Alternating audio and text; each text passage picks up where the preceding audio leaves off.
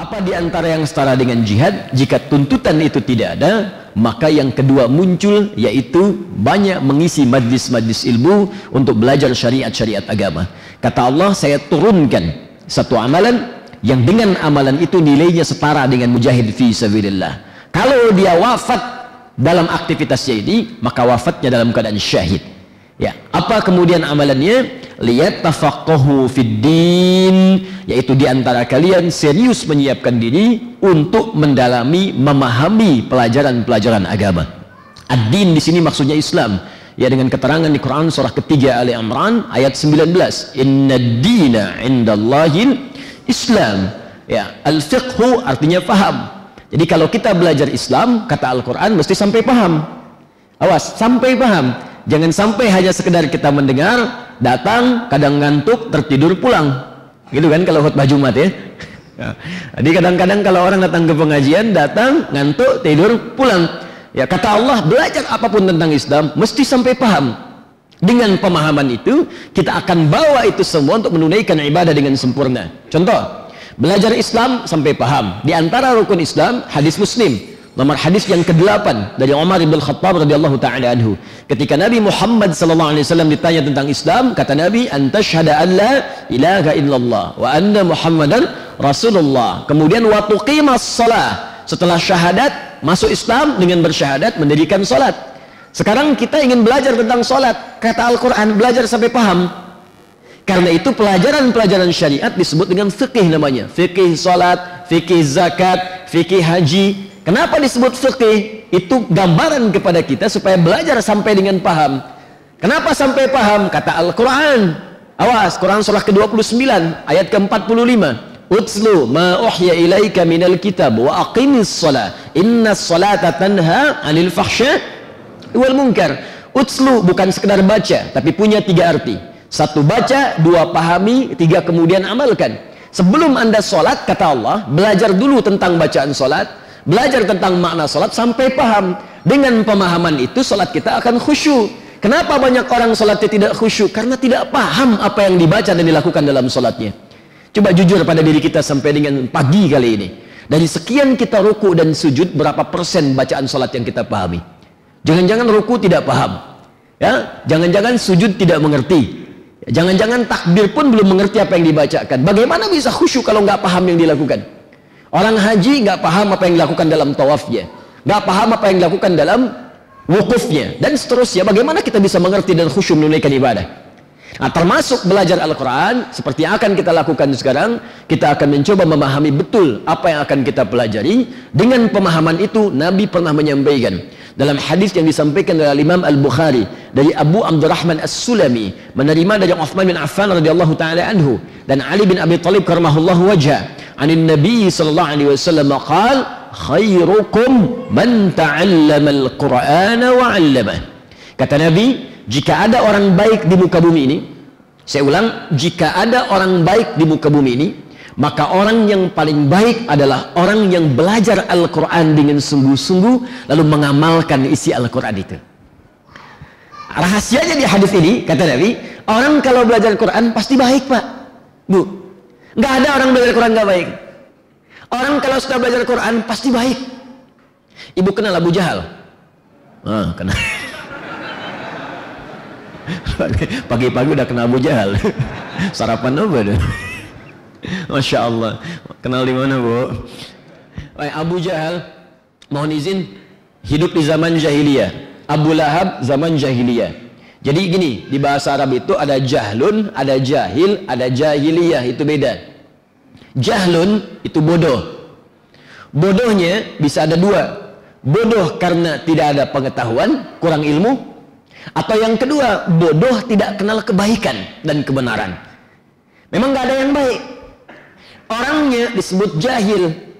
Orang Arab kalau menyebut jahil itu kemungkinan 2. 1, karena nggak ada ilmu, ya. Yang kedua, karena memang nggak baik, nggak kenal baik, nggak kenal benar. Jadi yang dilakukan salah semua. Kemudian kalau kita ingin ikutkan dengan sifat, semua sifat keburukan ada di situ. Orangnya muncul, kelakuannya muncul, maka tambahkan tak di ujungnya, ikutkan dengan ya nisbah, jahiliyah.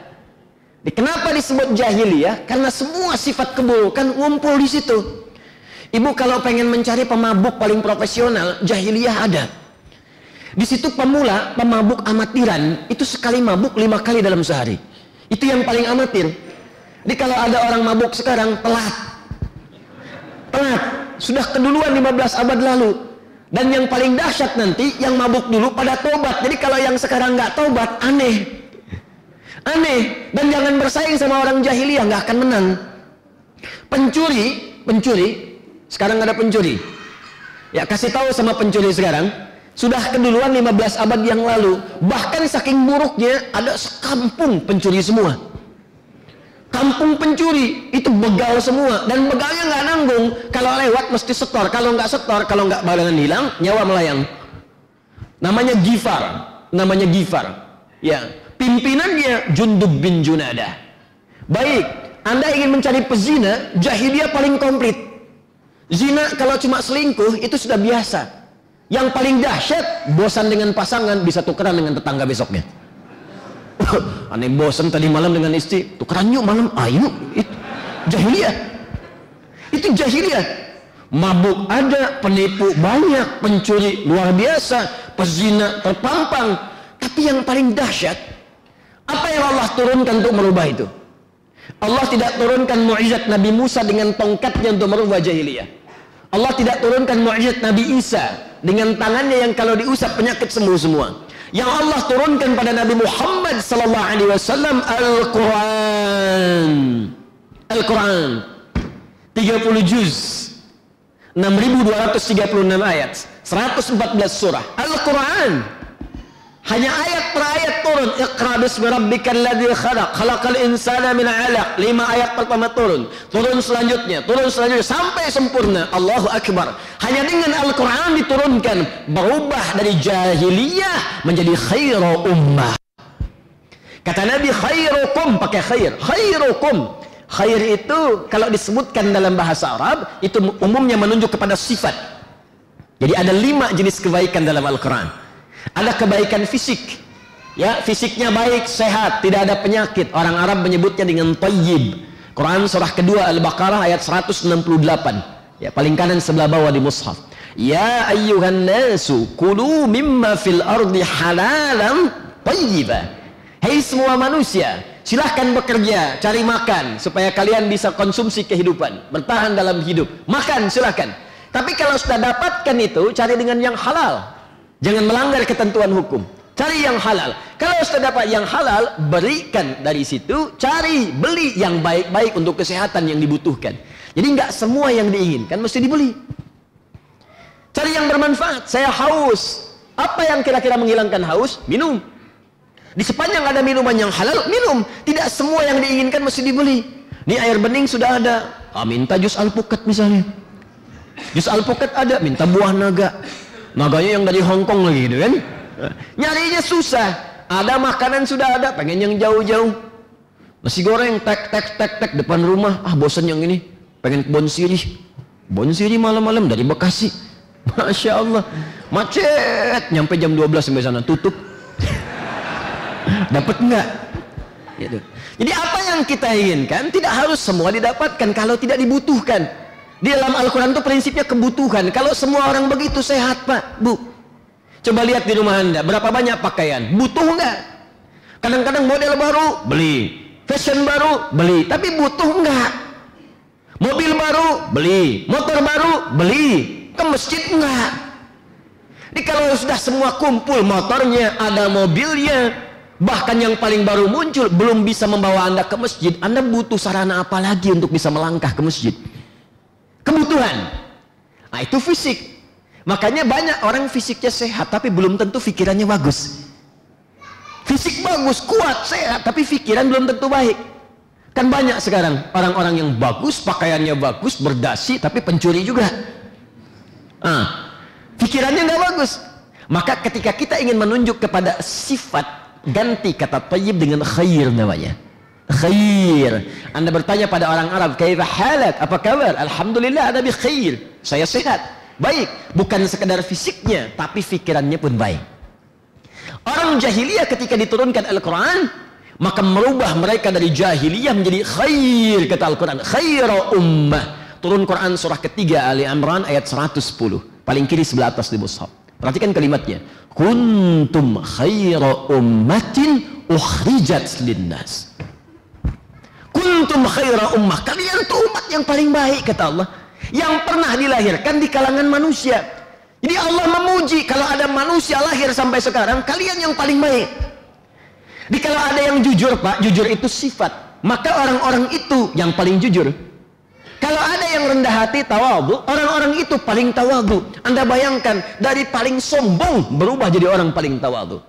Dari pembohong yang paling ulung berubah kemudian menjadi orang yang paling jujur di muka bumi. Dari orang yang paling anarkis berubah menjadi orang yang paling sabar. Turun ayat memujinya.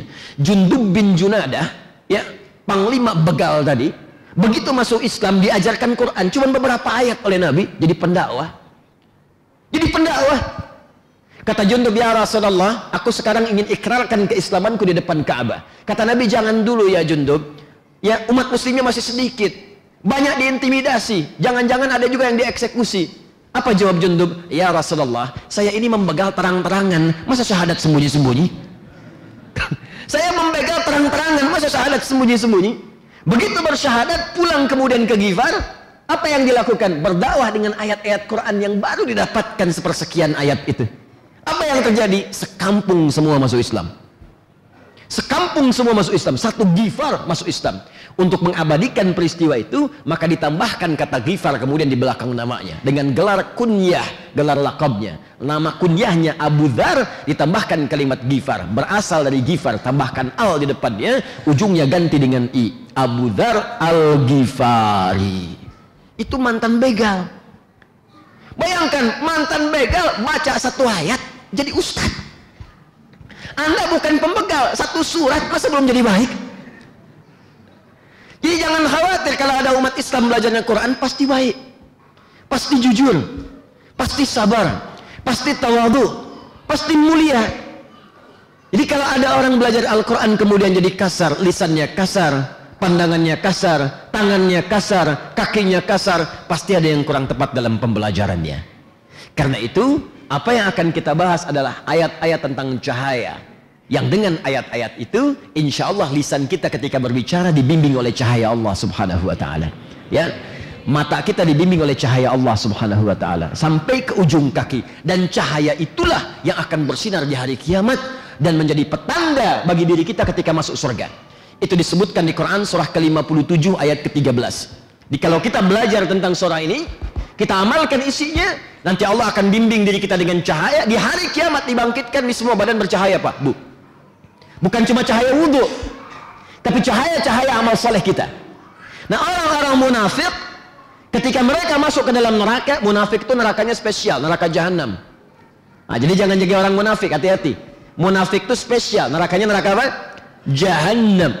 Ya, dikumpulkan dengan orang kafir. Itu ada di Quran surah keempat ayat 140, paling kiri sebelah bawah di mushaf.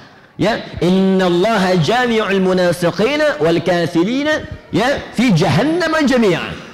Allah akan kumpulkan orang munafik dan orang-orang kafir semua di neraka jahanam bersamaan. Nanti ketika kita masuk surga insya Allah dengan izin Allah subhanahu wa ta'ala, tiba-tiba nanti ada orang-orang munafik datang berkata kepada kita, yauma yaqulul munafiquna wal munafiqatu lilladzina amanu dhuruna naqtabis min nurikum. Orang-orang munafik datang, laki-laki perempuan. Awas, ini ada isyarat ya, sifat munafik itu bisa muncul bukan hanya pada laki-laki, juga pada perempuan. Ketika mereka datang pada orang-orang beriman, mereka berkata, minta bagian dari cahaya kalian, kami pengen ambil. Cahaya yang dimaksudkan amal saleh. Jadi mereka menyesal, Pak, Bu, banyak orang menyesal. Makanya saya katakan, mumpung masih hidup, berbuat baik. Mumpung masih hidup, cukup Anda jadi muslim, pasti baik, pasti baik. Dan mumpung masih hidup, cepat beramal soleh. Karena banyak, jangankan orang-orang munafik dan orang bermaksiat, orang beriman pun ketika wafat, permohonan pertamanya kepada Allah, ya Allah, berikan kesempatan untuk hidup lagi. Fa'asaddaqau akum minas. Saya pengen berbuat baik, ya Allah. Saya pengen berbuat baik. Tidak harus menjadi ustaz. Silahkan apapun yang Anda kerjakan selama hidup sepanjang baik. Jadi guru silahkan, pengusaha silahkan, ada tentara, ada polisi, ada pejabat, ada diplomat. Jadi pejabat yang baik, diplomat yang baik, karena Anda akan wafat. Anda wafat. Kalau Anda sudah siap, silahkan. Kata Allah, Anda beramal saleh, saya siapkan surga untuk Anda. Anda beramal salah, ini ada ancaman saya. Kalau nggak yakin silahkan, tapi Anda akan wafat. Kullu nafsin dha'iqatul maut. Ketika orang saleh wafat, diambil oleh Allah dengan tenang, diberikan kemudian balasannya. Nanti kita akan lihat saat wafat. Ketika orang salah wafat pun diberikan balasan yang setimpal. Jazaa'a wifaqa, balasan yang setimpal. Apa yang terjadi? Karena nggak pernah beramal soleh, maka orang-orang soleh tadi yang punya cahaya, sebagian yang salah ingin mengambil cahayanya. Maksudnya ingin berusaha beramal soleh seperti mereka. Naktabis min nurikum, kami ingin ambil cahaya kalian. Apa yang dikatakan oleh malaikat? Kilarji'u, pulang sana, pergi, diusir dari surga. Faltabisu nura, ya, naktabis min nurikum, kilarji'u, ayo pulang, pergi, cari cahaya sendiri. Ayo berbuat seperti apa yang pernah kau lakukan. Fadriba bainahum bisurin lahu bab batinuhu fihi rahmah wa zahiruhu min qibalihil azab. Jadi saya ingin katakan insyaallah apa yang akan kita pelajari di surah An-Nur adalah surah yang sangat penting. Akan ada cahaya-cahaya yang kita dapatkan untuk membimbing kita hidup di dunia, dan kalau benar kita pelajari, kita amalkan, insyaallah cahaya ini akan tampak beda di akhirat sampai Allah izinkan kita masuk ke dalam surga.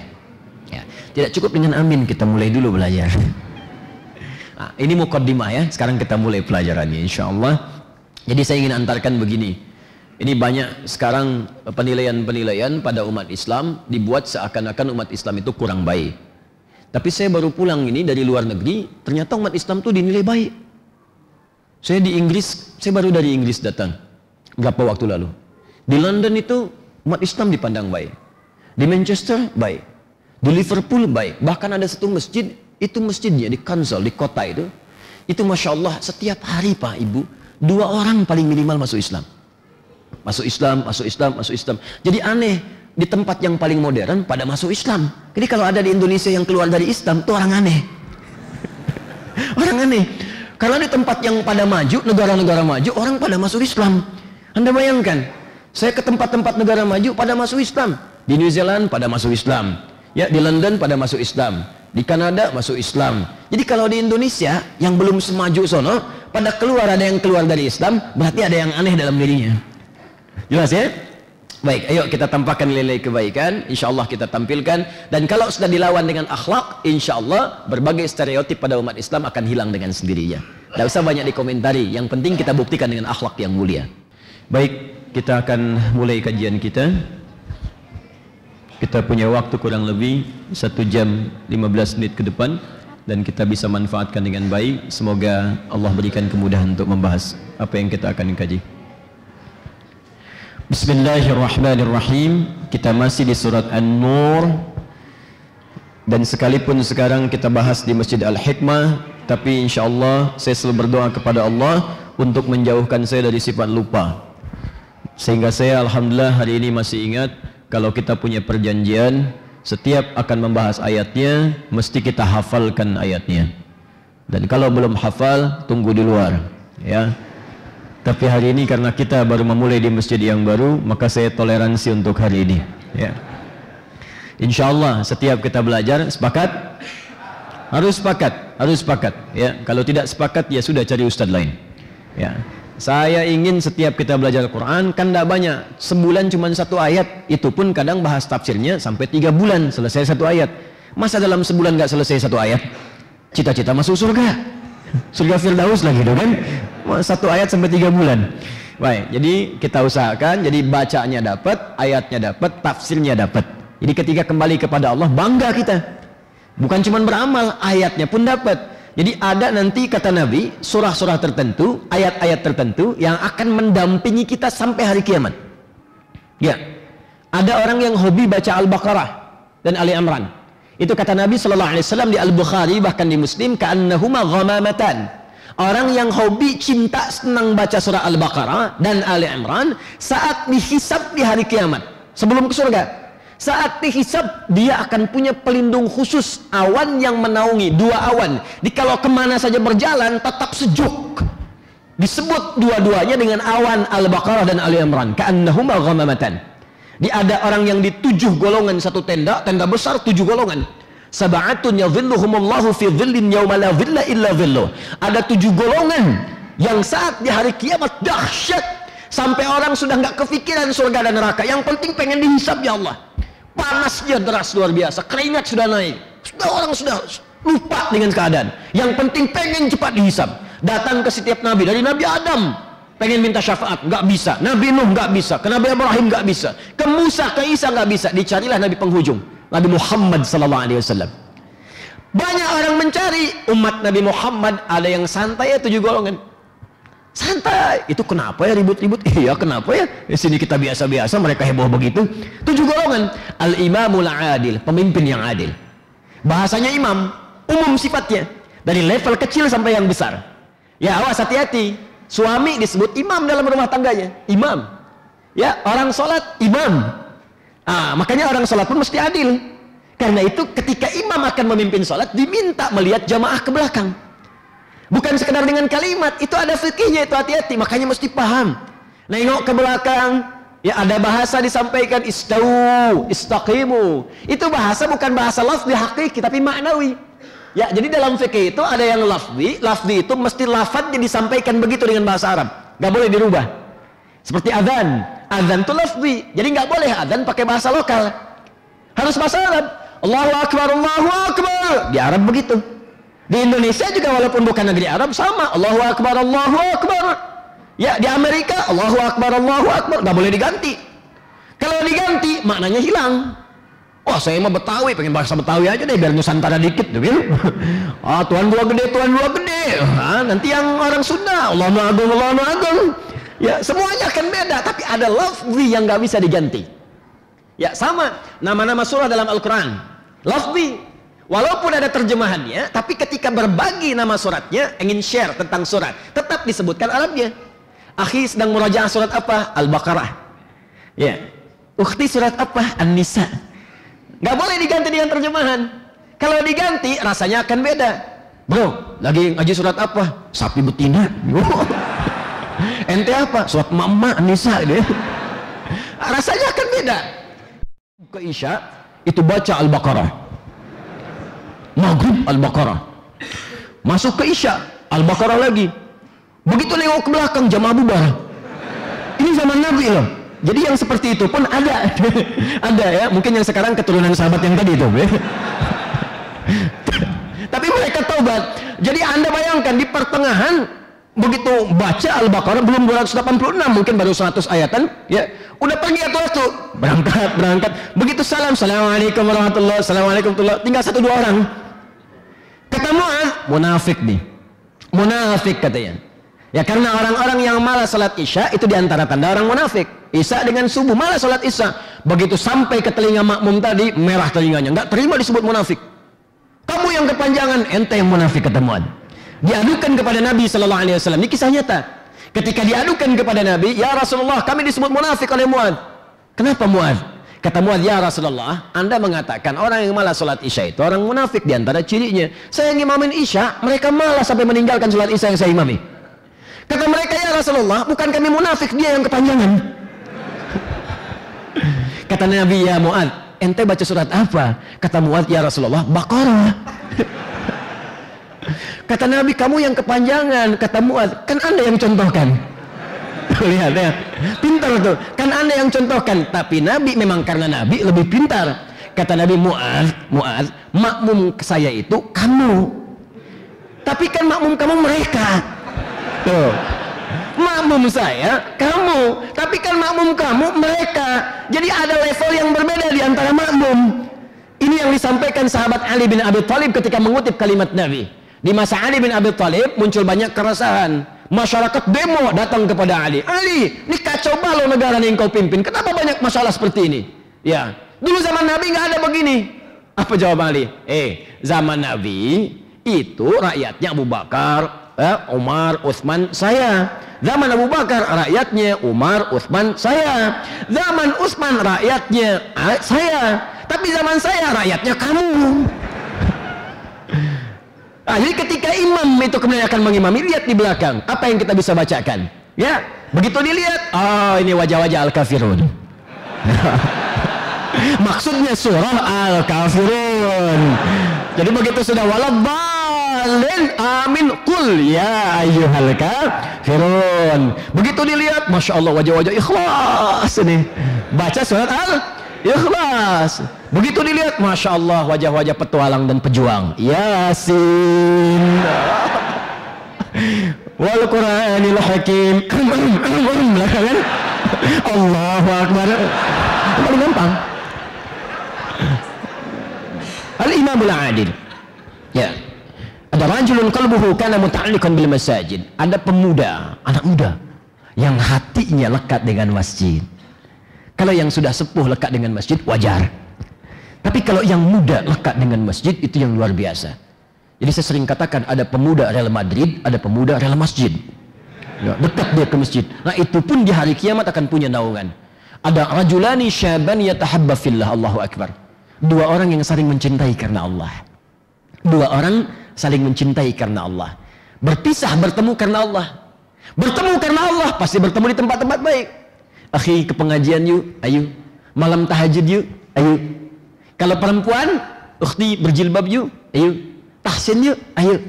Tapi redaksinya laki-laki, laki-laki, perempuan, bukan ke laki-laki ke perempuan. Ya, ukhti malam tahajud yuk, modus itu. Kecuali yang mahram, suami dan istri. Tapi ada yang dahsyat, itu 7 golongan. Ada yang dahsyat, ini golongannya terpisah dari yang tadi. Dikala yang 7 golongan di tenda itu saja, di tenda itu aja nggak bisa keluar. Keluar dikit, capek. Yang ini enggak, jalan aja kemana-mana. Siapa orang ini? Orang yang senang baca Al-Baqarah dan Ali Imran. Ada yang senang baca Al-Mulk, itu dijaga dari sejak di alam kubur. Orang yang sering dan mencintai surah Al-Mulk, maka Allah akan jaga jasadnya di alam kubur. Setiap waktu dapat cahaya, cahaya, cahaya, cahaya. Ada yang senang dengan surah Yasin. Ada yang senang dengan Al-Waqi'ah, dibebaskan dari kefakiran oleh Allah Subhanahu wa taala. Yasin didekatkan dengan Rasulullah sallallahu alaihi wasallam. Makanya silahkan Yasinan, Baqarahan, Al-Kahfian, Al-Mulkan, An-Nisaan. Ya, semua ada faidahnya, ada fadilah dalam surah Al-Quran. Orang yang senang dengan surah Yusuf dibebaskan dari kesedihan.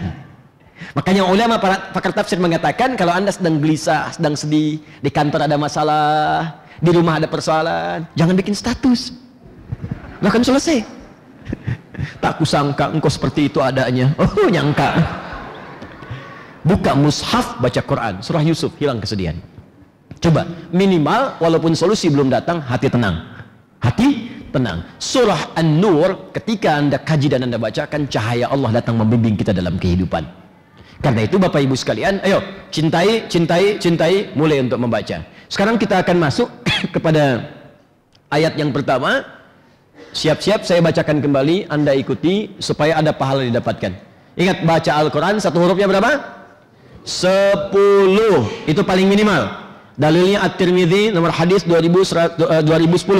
Ya, At-Tirmidzi nomor hadis 2010. Ya, man qara'a harfan min kitabillahi falahu asyru hasanat. Siapa yang membaca satu huruf saja dari Al-Quran, dia mendapatkan 10 pahala dari setiap satu hurufnya. Walam aqul alif lam mim harfun. Saya tidak katakan kata Nabi alif lam mim satu huruf, tapi alif satu huruf, lam satu huruf, mim satu huruf. Walikulli harfin asyru hasanat. Setiap hurufnya 10 kebaikan. 10 itu dihitungnya jangan begini. 1, 2, 3, 4, bukan. Cara ngitungnya 1 keduanya 500 tahun. 2 ketiganya 500 tahun. 3 keempat 500 tahun. Jadi kalau anda sehari nggak baca Al-Quran, anda rugi karena anda kehilangan pahala ribuan tahun. Rugi.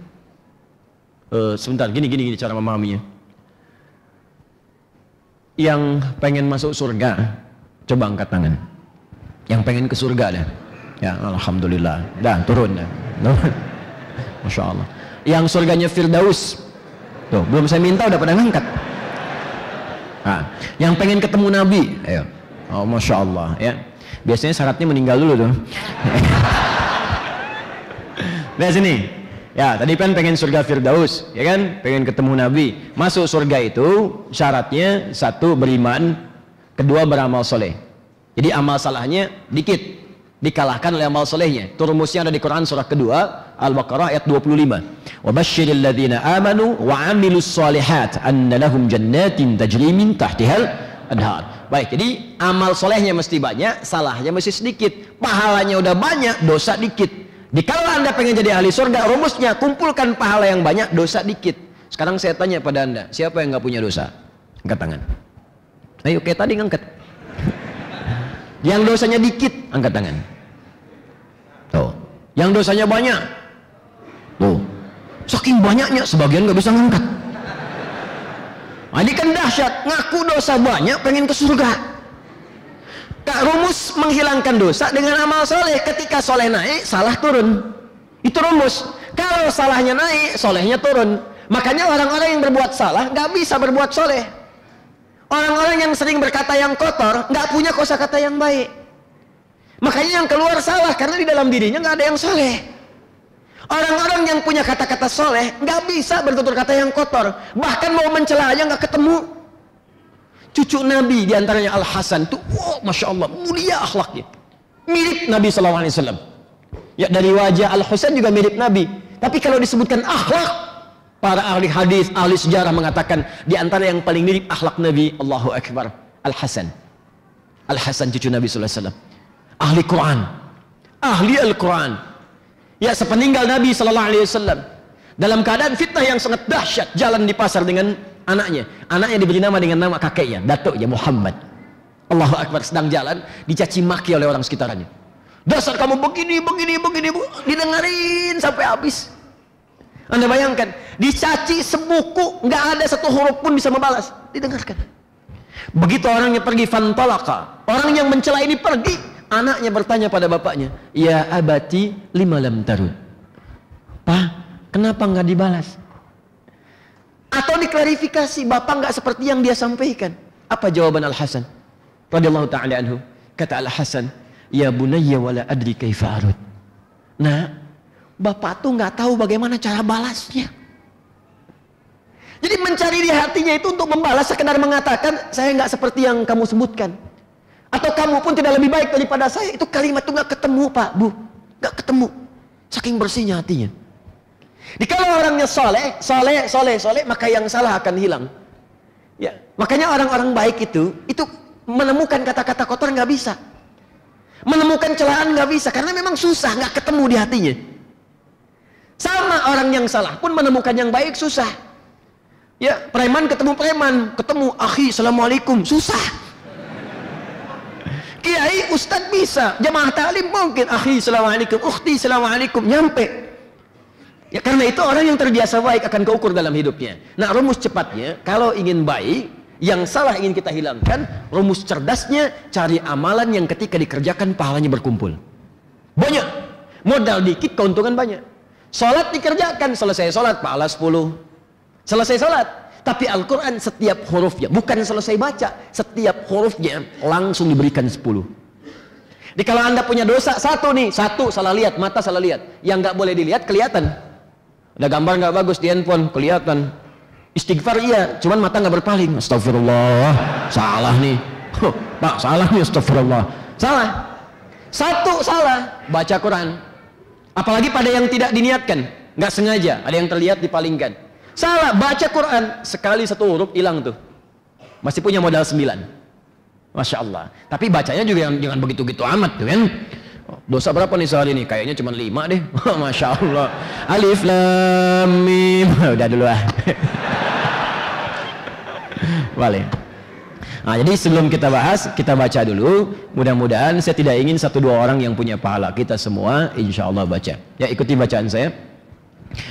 A'udzu billahi minasy syaithanir rajim.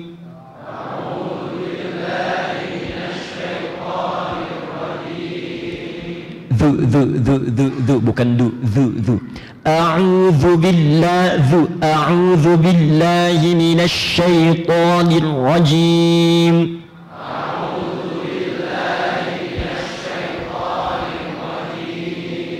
Bismillahirrahmanirrahim.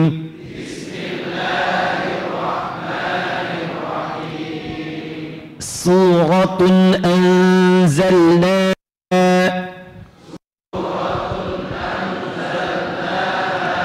wa faradnaha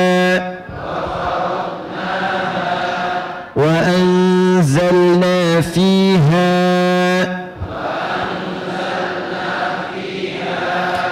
ayatin bayyinatin la'allakum tadhakkarun.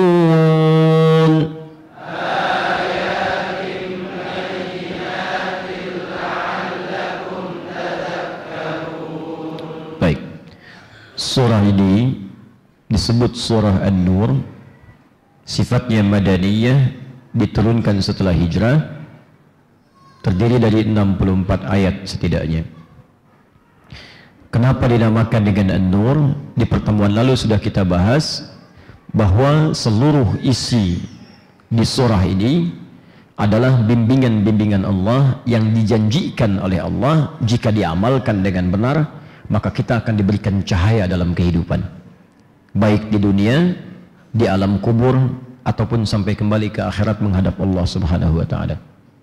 Saya sudah sampaikan di pertemuan lalu, setidaknya 64 ayat ini akan dibagi kepada 10 bagian pokok yang sudah saya sampaikan di pertemuan-pertemuan lalu.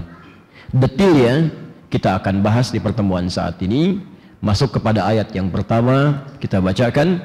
Sebelum kita mulai, kita sambungkan dulu dengan pengertian An-Nurnya. Jika kalian ingin mendapatkan cahaya dariku, kata Allah, ingin terang di kehidupan dunianya, tersinari di alam kuburnya, dan punya cahaya sampai masuk ke surganya, maka aku turunkan surah berikut ini yang kalian harus amalkan isinya. Suratun anzalnaha. Berikut satu surah, kami turunkan seluruh isinya. Kalau ada kata surah, maka yang penting kita garis bawahi ada dua yang paling utama. Yang pertama, Allah ingin memberikan penjelasan dengan sangat kuat dan penegasan bahwa jangan pisahkan pelajaran di ayat-ayat itu sehingga mengambil 1-2 bagian saja tanpa mengkaji keseluruhannya. Yang penting di ayat ini, kata Allah, di surat ini bukan 1-2 ayatnya, tapi seluruh ayatnya dalam satu surah ini. Karena itu kalimatnya dibuka dengan kalimat suratun, bukan ayatun. Jadi kalau Anda ingin dapatkan cahaya dengan sempurna, mata bercahaya, nanti ada di sini bimbingan tentang mata, lisan bercahaya, tangan bercahaya, kaki bercahaya, maka pelajari seluruh ayat di surah ini satu surahnya. Ya, bukan 1-2 bagian ayatnya. Jelas di sini? Baik. Yang kedua, kata suratun, saya jelaskan di pertemuan lalu, itu asalnya bisa seakar dengan kata su'run. Su'run atau surun, bisa surun atau su'run. Di sini diberikan sifat, di akhir ditambah tak menjadi suratun. Ya, di antara satu dari sekian akar katanya. Su'run saya pernah sampaikan adalah pembatas, batas atau pagar. Ya, sehingga di Madinah pernah dibuat pagar disebut dengan Su'rul Madinah, batas kota Madinah dengan kota-kota yang lainnya. Kalau Anda sudah melewati batas itu, ya dijaga di situ supaya orang-orang yang tidak berkepentingan tidak masuk ke situ. Batasnya disebut dengan surun. Kadang-kadang disebut dengan surun, ya surun. Seperti di Al-Quran tadi surah ke-57 Al-Hadid ayat ke-13. Ya, yauma yaqulul munafiquna wal munafiqatu lilladzina amanu unzuru ya unzuruna naqtabis min nurikum qila irji'u faltamisu nuran fadhuriba bainahum bisurin, ya bisurin. Maka dibuatkan dari orang munafik ini dengan orang-orang beriman satu pagar pembatas yang nggak bisa melewati itu. Jadi surun, ya, di antara turunan katanya ditemukan di Quran surah Al-Hadid surah 57 ayat ke-13. Allah buat pembatas antara neraka dengan surga sehingga orang neraka nggak bisa sampai ke surga. Tapi kalau ahli surga bisa saling mengunjungi, tergantung levelnya. Jika levelnya paling atas, dia bisa berkunjung ke bawah. Level bawah nggak bisa berkunjung ke atas. Dia ada 4 level surga nanti. Ya, level surga pertama, level surga dengan para nabi. Ya, semua nabi yang pernah tinggal di bumi. Itu ada di Quran surah keempat An-Nisa ayat 69. Amalannya ada di situ. Yang berhak di surga bersama Nabi itu semua Nabi. Dari Nabi Muhammad SAW sampai Nabi Adam ada di situ semua. Ya Muhammad SAW, ya bin Abdullah, bin Abdul Muttalib, bin Hashim, bin Abdul Manaf, bin Qusay, bin Murrah, bin Kilab, bin Ka'ab, bin Ghalib, bin Figir, bin Malik, bin Nadar, bin Kinana, bin Khuzaimah, bin Mudrika, bin Ilyas, bin Nizar, bin Mudar, bin Ma'ad, bin Adnan, bin Addi, bin Adri, bin Muqawwam, bin Nahur, bin Tari, bin Ya'rub, bin Yasub, bin Nabit, bin Ismail alaihissalam, bin Ibrahim alaihissalam, bin Azar, bin Nahur, bin Abir, bin Kinan, bin Arfakhshad, bin Sam, bin Nuh alaihissalam, bin Mihlail, Matushala, bin Kinan, bin Anwas, bin Tis, bin Adam alaihissalam. Dari zaman Nabi Adam sampai Nabi Muhammad, komplek Nabi Muhammad paling bagus. Ya, paling tinggi, paling elit. Itu semua para nabi, bahasanya nabiyyin. Wa may yuti'illaha war rasula fa ulaika ma'al ladzina an'ama Allahu 'alaihim minan nabiyyin. Semua para nabi.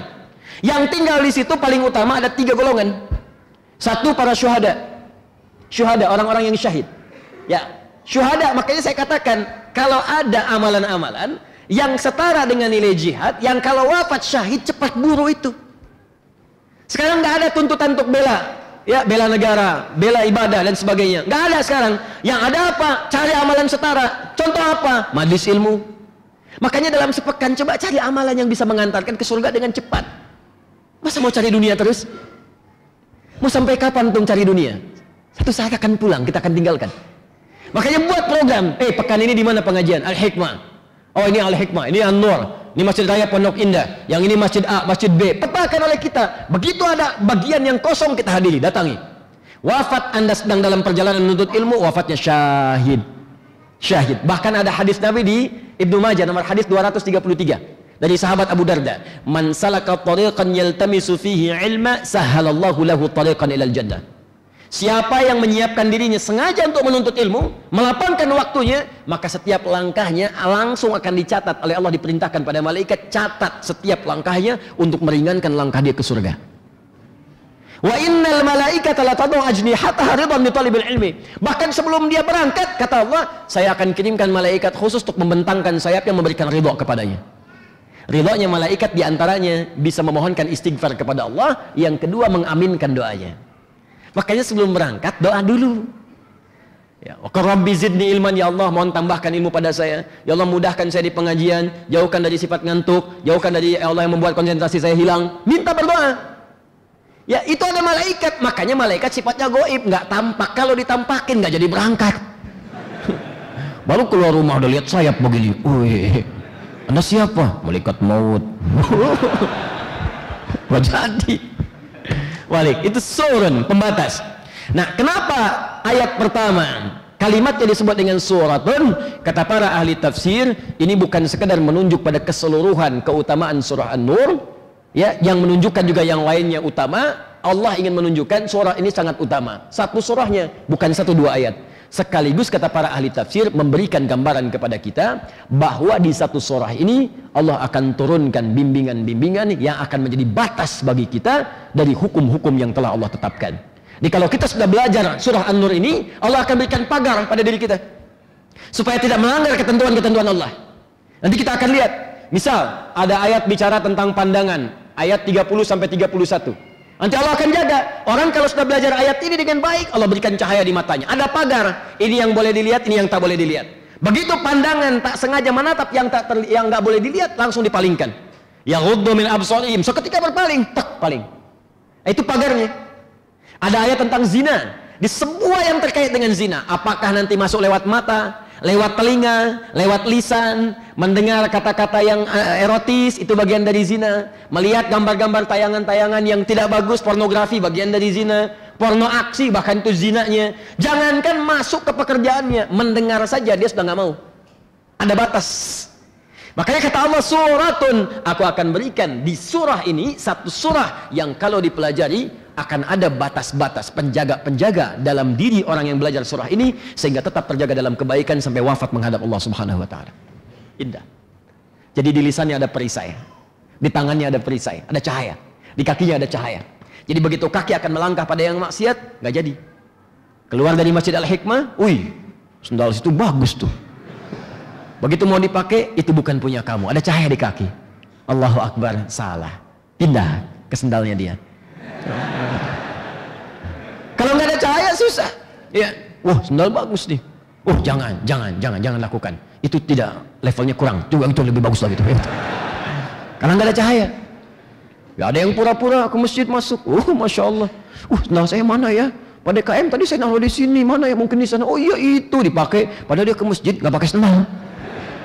Ya, nggak ada cahaya. Jadi dari ujung kepala sampai ujung kaki Allah berikan pembatas. Itulah suratun. Jadi kalau kita artikan suratun anzalnaha, kami turunkan satu surat yang istimewa. Saya ulangi, kami turunkan satu surah yang istimewa, yang dengan seluruh surah ini kamu bisa mendapatkan cahaya. Dan dengan itu kami akan berikan dalam dirimu batas-batas yang bisa menjaga engkau dari perbuatan-perbuatan yang dilarang oleh Allah Subhanahu wa taala. Wa faradnaha. Baik, ini saya bawakan di antara kitab tafsir yang sering digunakan, kitab tafsir Al-Jalalain. Nanti saya contohkan beberapa tafsir yang lain. Ada Ibnu Katsir, ada Al-Jalalain. Saya kalau ngaji tafsir saya kumpulkan kitab-kitabnya. Ini Al-Jalalain, ini Tafsir Al-Wasit, ini Fakhrul Razi Mafatihul Ghaib, ini Al-Alusi, ya, apa namanya, Ruhul Ma'aniyah. Ya, ini Al-Maraghinya, ini Ibnu Katsirnya. Ini kita gali satu-satu tuh. Ya, nanti saya contohkan satu-satu. Sekarang saya bawa yang paling singkat tuh Al-Jalalain. Nanti berikutnya saya bawa Ibnu Katsir. Berikutnya saya bawa Al-Wasit. Ya, wa faradnaha. Hadhihi suratun anzalnaha wa faradnaha wa anzalna fiha ayatin bayyinat wadihatid dilalah. Wa faradnaha, kalimat farada, ya, di Ibnu Katsir dikatakan wa qala al-Mujahid wa Qatadah. Ya, dan berkata Imam Mujahid dan Qatadah, faradnaha, kalimat faradnaha ini terkait dengan ayat-ayat hukum al-halal wal haram wal hudud, ya, al-halala wal harama wal hududa, tentang halal, tentang haram, tentang batas-batas dalam agama. Ya, saya bahas dulu dengan lebih dalam. Jika ada kalimat farada yang diterjemahkan dengan kewajiban atau kemestian, jadi kalau kita terjemahkan sampai kalimat tadi, suratun anzalnaha, ini satu surah kami turunkan, isinya akan menjadikan kau punya cahaya dan punya batas-batas dalam kehidupan. Wa faradnaha, dan kami perintahkan kepada kalian semua untuk mengamalkan semua isi yang telah kalian baca dan pelajari itu. Saya coba tuliskan dulu.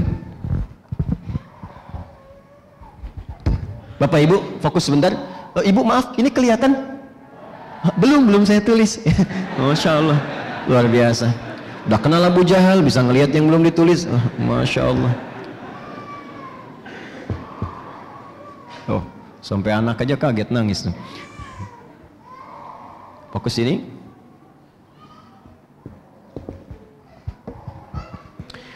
Suratun anzalnaha, kalimatnya menggunakan anzala, menunjuk pada keseluruhan. Kalau sebagian-sebagian pakai nazzala. Saya sudah terangkan, ada nazzala, ada anzala, itu beda. Saya ulang, ada nazzala, ada anzala, itu beda. Kalau nazzala yunazzilu, pakai tasydid. Nazzala yunazzilu. Ini itu artinya menunjuk pada sesuatu yang bertahap atau sebagian-sebagian, bukan keseluruhan. Misal, Al-Quran diturunkan oleh Allah kepada Nabi Muhammad secara bertahap dalam tempo sekitar 23 tahun, 22 tahun, 2 bulan, kemudian 22 hari. Ada tahapan. Karena itu konteks penurunannya oleh Allah disebut dengan nazzala.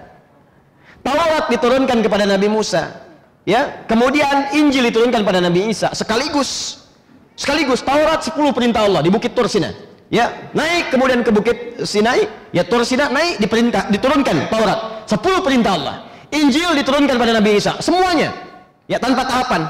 Sampaikan pada umatmu, karena memang umatnya terbatas di sekitaran.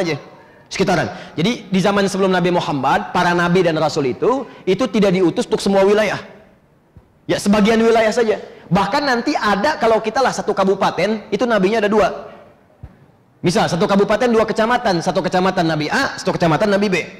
Contoh, buka Quran surah 51, ya, ayat ke-24 sampai ayat ke-32.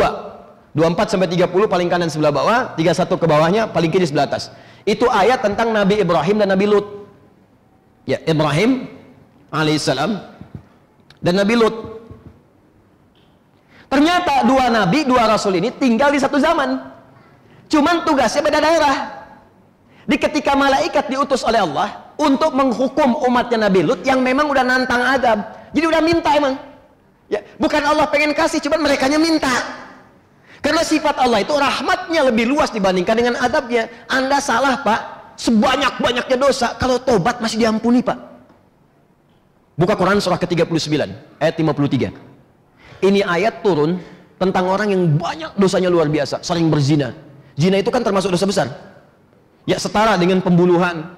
Ya setara dengan bagian pertamanya ada kemusyrikan tingkat pertamanya. Makanya orang yang menghalalkan zina itu dihukumi murtad oleh para ulama. Sengaja menghalalkan dihukumi murtad. Ya karena tingginya dosa itu. Zina, kemusyrikan, pembunuhan. Tiba-tiba turun ayat ini. Kalimatnya indah sekali. Qul ya ibadiyalladzina asrafu ala anfusihim la taqnatu min rahmatillah. Kata Allah Muhammad SAW, katakan pada hamba-hambaku yang menghukumi dirinya banyak dosa sehingga dia merasa pesimis dengan rahmat Allah. Saya kayaknya udah nggak mungkin dia masuk surga nih. Mukanya udah muka neraka begini nih. Perbuatannya udah jerumus sesat nih. Udah hitam melumpur tubuh saya. Kata Allah, katakan kepada orang-orang itu, jangan putus asa dari rahmat Allah. Innallaha yaghfiru dzunuba jami'a. Allah akan ampuni semua dosa dia yang pernah dia kerjakan sepanjang dia mau taubat. Dimohon maaf Pak, kalau Allah sudah tawarkan yang seperti itu, pernahkah Anda membunuh, Anda pernah mabuk, pernah zina? Kata Allah, kalau kamu taubat saya ampuni sepanjang kamu pengen taubat. Kalau sudah dengan tawaran itu nggak mau taubat juga, berarti yang salah Andanya, bukan Allahnya. Makanya benar kata Nabi, semua umatku akan masuk surga illa man aba, kecuali yang nggak pengen. Nah umat Nabi Lut ini itu minta diadab. Ya Lut, kalau memang benar, katakan dia pada Tuhanmu, azab aja kami, ayo kami tungguin. Memang nantang azab. Umat Nabi Nuh nantang azab, umat Nabi Lut nantang azab, memang minta dihukum. Makanya dijawab oleh Allah ketika diberikan petunjuk nggak mau diambil, nantang, diturunkan. Tapi yang menarik, sebelum datang ke sini, mampir dulu malaikat itu ke tempatnya Nabi Ibrahim. Tengah malam sebelum subuh. Kalau kita jam 2, setengah 3-an. Ya, hal ataka haditsu dhaifi Ibrahim al-mukramin, Quran surah ke-51 ayat 24, paling kanan agak sedikit ke bawah. Apakah Anda pernah dengar kisah Nabi Ibrahim kedatangan tamu-tamu mulia di pertengahan malam? Tengah malam. Ya, sepertiga menjelang ke arah subuh. Datang jam 2, setengah 3 kalau sekarang. Ya, izdakhalu alaihi faqalu salama. Ketika mau bertamu, mereka mengatakan assalamualaikum, assalamualaikum. Pak, Ibu, Bapak deh malam-malam kedatangan tamu. Jam setengah 3. Tiba-tiba assalamualaikum, assalamualaikum. Wah, Bapak deh yang tentara Pak Iswanto. Dibuka nggak Pak? Assalamualaikum, waalaikum. Insyaallah. Dibuka nggak Bu? Setengah 3. Tiba-tiba Ibu lihat jendela dulu, dibuka, intip begini. Masya Allah, 5 orang, buah putih, baju putih, rambut panjang. Assalamualaikum. Dibuka nggak? Enggak. Dijawab nggak salamnya? Jawab kalau salam, jawab perkara dibuka belakangan. Jawab dulu. An-Nisa 86. Idza hayyitum bi tahiyatin fahayyu bi ahsana minha aw rudduha. Kalau disampaikan salam, kita jawab assalamualaikum, salam, waalaikum, salam. Buka dong, enggak. Jawab dulu.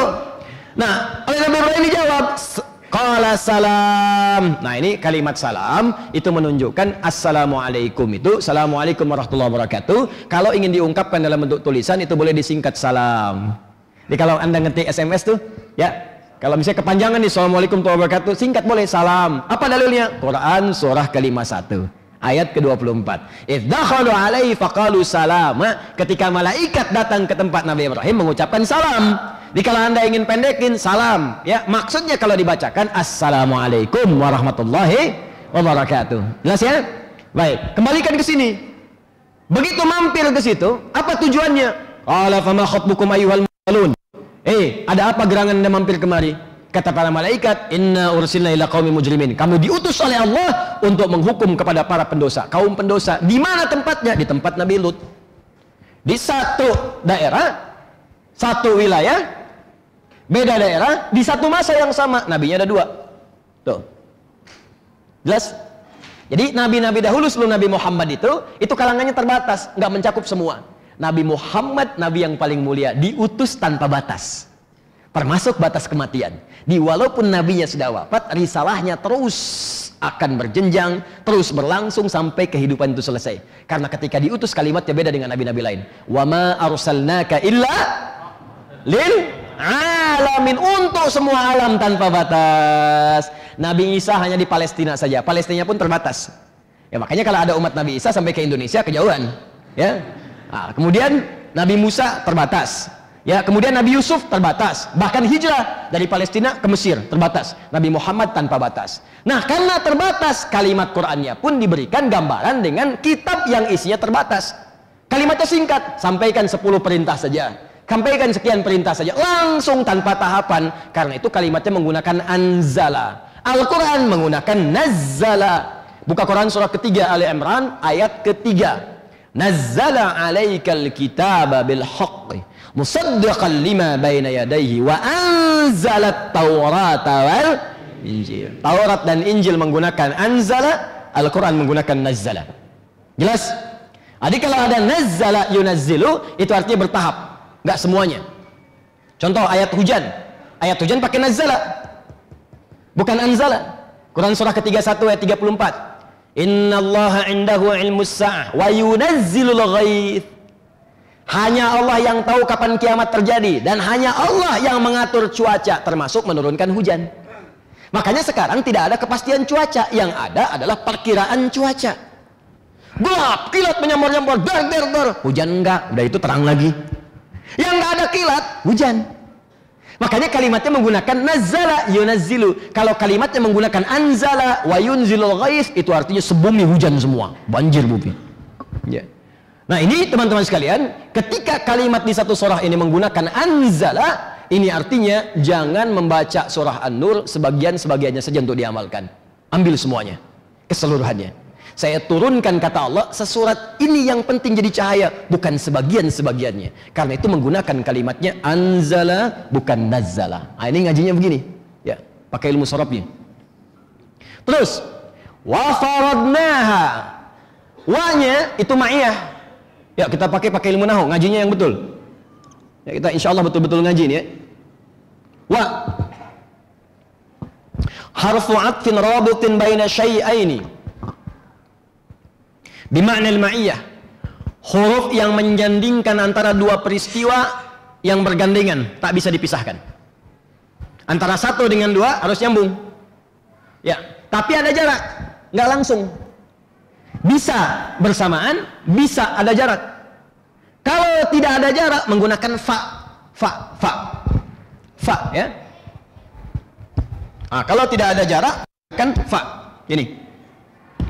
Misal. Dhahaba Ahmadu ila Jami al-Hikmah. Fa Muhammad. Ahmad pergi ke Masjid Al-Hikmah, lalu diikuti oleh Muhammad menggunakan fa. Maka antara Ahmad yang pergi dengan Muhammad nggak ada jarak. Begitu Ahmad keluar, Muhammad langsung ikut di belakang, nempel. Nah, ini dua peristiwa. Contoh, Nabi Zakaria pernah berdoa dalam sholat. Ya Allah, saya minta keturunan. Orang mengatakan saya nggak mungkin punya keturunan, maka saya minta kepadamu saja yang tidak punya batas dalam pengabulan. Begitu beliau meminta, sedang berdiri dalam sholatnya, bahasanya berdiri qaimun, sedang sholat yusolli, baru selesai mintanya, belum selesai sholatnya, belum selesai. Baru selesai minta, langsung turun jawaban. Doa kamu dikabulkan. Turun malaikat mengatakan kau akan punya anak, namanya Yahya. Bahasanya menggunakan fa. Buka Quran surah ketiga Ali Imran ayat 38 sampai 39. Yang 38-nya yang mintanya. Qala rabbi habli min ladunka dzurriyyatan thayyibah innaka sami'ud du'a. Begitu selesai berdoa, belum selesai salatnya, turun malaikat pakai fa. Fanadathul malaikatu wa huwa qaimun yusalli fil mihrab. Maka langsung turun malaikat, sedangkan beliau masih sholat di mihrabnya, belum selesai sholatnya, baru selesai doanya. Kalau pakai wau, mungkin dikabulkannya habis selesai sholat, atau saat sujud baru dikabulkan. Doanya berdiri dikabulkan saat sujud. Doanya dalam sholat dikabulkan pasca sholat, mungkin pakai wau. Tapi kalau pakai fa, langsung seketika. Ya, awas, ini saya sampaikan ini karena penting. Kalau baca Quran, baca hadis, menemukan huruf ini, langsung praktekkan maknanya. Ya, An-Nasai nomor hadis 886. Kalau Anda mengangkat tangan, boleh sejajar dengan bahu di Al-Bukhari hadraman kifai, atas sejajar dengan daun telinga di An-Nasai nomor hadis 1101. Begitu Anda mengangkat di 886-nya, fawadha'a yadahul yumna 'alal yusra, maka segera meletakkan telapak tangan yang kanan di punggung yang kiri begini. Pakai fa. Di antara ngangkat dengan meletakkan, langsung ini menandakan tidak ada gerakan lain. Ya, ini menandakan tidak ada gerakan lain. Jadi begitu Anda takbir, Allahu Akbar, langsung yang kanan letakkan di kiri. Jadi kanan yang ini letakkan di kiri. Boleh begini, pas. Boleh pergelangan ketemu pergelangan, rusgun ala rusgin, begini.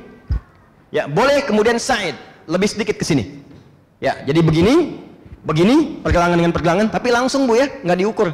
Allah. Sampai sini. Dan nggak boleh di sini, awas. Nggak boleh di sini sampai siku. Subuh-subuh ke puncak, sholat begini misalnya kan. Nah, ini nggak boleh. Kata Nabi, jangan engkau bersedekap seperti orang sombong. Ya, yang dia meletakkan telapak tangannya di sikunya. Jadi begini, ngawasin proyek di kan. Nah, ini nggak boleh, sampai sini saja. Nah, tapi antara ngangkat dengan nutup seketika pakai fa. Nah, karena itu, mohon izin ya, karena itu, kalau sudah jelas seperti ini, maka Anda tidak perlu membuat gerakan baru. Kecuali mungkin saya yang kurang pengetahuan, ada hadis lain. Karena saya pernah mendengar, Ustadz, gak enak lah. Kiri itu kan nggak bagus, kanan itu bagus, yang positif. Nggak bagus kalau kiri duluan menghadap Allah, kanan dulu. Begitu takbir, kanan dulu masuk, baru kiri tutup begini. Jadi Allah angkat begini, kadang-kadang kaki naik dikit tuh kan. Nah, itu saya belum temukan hadisnya. Jadi tidak terbiasa menyalahkan. Kita belum temukan hadisnya. Cuman saya baca, saya gali, ya itu hadis palsu pun tidak ada. Di pemalsu hadis pun tidak tertarik memalsukan hadis ini karena sudah jelas gitu. Ya. Ini ke sini. Kembali ke sini. Ini pakai fa. Kalau pakai wau, artinya pekerjaannya bersamaan. Setelah satu pekerjaan, ada aktivitas yang lain. Pekerjaan pertama berdoa, yang kedua dikabulkan. Kalau menggunakan wau, dikabulkannya ada jeda. Ada jeda. Nah, sekarang lihat cara membacanya. Antara suratun anzalnaha dengan kalimat faradnaha menggunakan wau. Wa faradnaha, bukan fa faradnaha. Suratun anzalnaha wa faradnaha. Artinya apa? Kata Allah, kalau kalian sudah belajar ini satu surah, saya turunkan satu surah semuanya. Kalau kalian pelajari, kalian akan dapatkan cahaya dalam hidup dan punya pembatas dari hal-hal yang diharamkan oleh Allah. Tapi kalau ingin dapatkan cahaya itu, kata Allah, perhatikan baik-baik, setelah kalian pelajari ini, faradnaha, kami wajibkan kalian untuk mengamalkan isinya. Antara amal ini, kewajiban mengerjakan ini, dengan mempelajari ini diberikan jeda oleh Allah menggunakan wau. Ini menunjukkan bahwa sebelum Anda beramal sesuatu, penting untuk mempelajari dulu. Al-ilmu qabla al-amal. Diberi ilmu dulu sebelum beramal. Pelajari ayatnya dulu, baru diamalkan. Kalau sudah paham ilmunya, mudah mengamalkannya. Jadi kalau ada orang yang sekarang, maaf, mudah melihat maksiat, memang nggak ada ilmunya. Mudah berzina, nggak ada ilmunya. Mudah mencuri, nggak ada ilmunya. Tangan berbuat yang kotor, nggak ada ilmunya. Karena nggak ada ilmu, amalnya nggak muncul. Makanya kata Al-Quran, kalau pengen amal yang benar, ini pelajari dulu suratnya satu surah. Begitu suratnya saya turunkan, kamu pelajari, wa faradnaha, kami wajibkan untuk mengamalkan apa yang telah kau pelajari itu. Kalau memang ingin dapat cahayanya. Makna keduanya, kalau cuma ngaji begini, dikaji, dicatat, tapi nggak diamalkan, nggak akan dapat cahaya juga. Makanya wawunya ma'iyah. Ma'iyah itu bersamaan. Bersamaan dengan belajar ilmunya, mesti diamalkan isinya kalau ingin dapat cahayanya. Jadi kalau Anda cuma datang tiap bulan, datang, catat, pahami, tapi nggak diamalkan, nggak akan dapat cahayanya. Makanya kalimatnya menggunakan faradnaha, itu adalah kemestian yang harus dilakukan, biasanya dalam konteks fikih. Jadi kalau ada kata farada, ini tuntutannya biasanya fikih atau terkait dengan muamalah, interaksi kehidupan. Ada yang menggunakan kutiba, kataba, kutiba dan turunannya, seperti puasa. Ya ayyuhalladzina amanu kutiba alaikumus. Nah, kalau kewajibannya menggunakan kutiba, ini menunjukkan kepada keteraturan dalam pelaksanaannya, sistematis, tersusun rapi dari awal sampai akhirnya. Contoh, puasa diawali dengan sahur, dimulai dari fajar, diakhiri sampai maghrib. Jadi nggak bisa Anda misalnya, saya pengen puasa sampai duhur aja lah gitu kan, duhur, besoknya sampai asar lah, ya lusanya duha gitu kan, ya, yang penting nahan makan, nggak bisa, ada sistemnya. Bahkan saat puasa pun bukan cuma menahan lapar dan haus, dibuat sistem yang rapi oleh Allah.